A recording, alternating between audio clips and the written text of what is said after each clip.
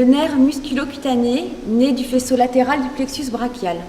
À son origine, il est situé dans le creux axillaire, situé en latéral du nerf médian et de l'artère axillaire, en médial du muscle coracobrachial et en avant du muscle sous-scapulaire.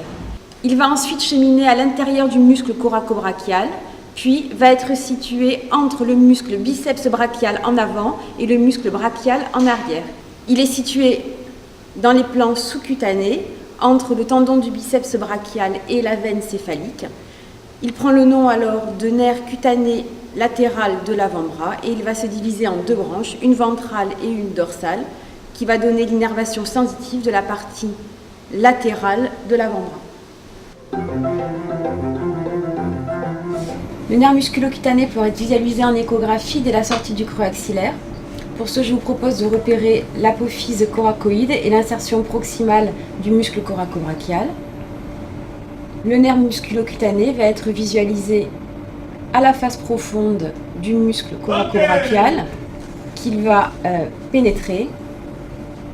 Et nous allons pouvoir le suivre sur l'ensemble de son trajet.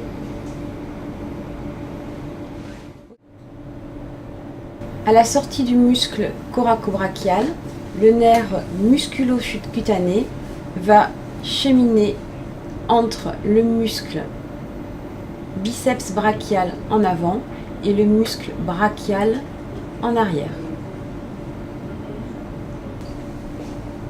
Le nerf musculocutané va ensuite cheminer vers la superficie pour traverser l'aponévrose antébrachiale et se situer dans les plans sous-cutanés.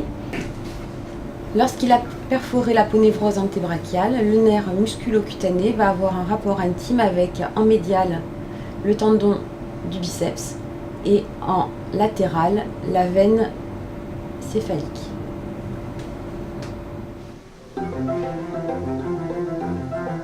Le nerf musculocutané est le plus souvent atteint lors de sa traversée du muscle coracobrachial, mais également à la traversée de l'aponévrose antébrachiale lorsqu'il devient superficiel. Ici, un exemple d'un patient à 3 mois d'un accident de la voie publique qui présente un déficit de flexion du bras.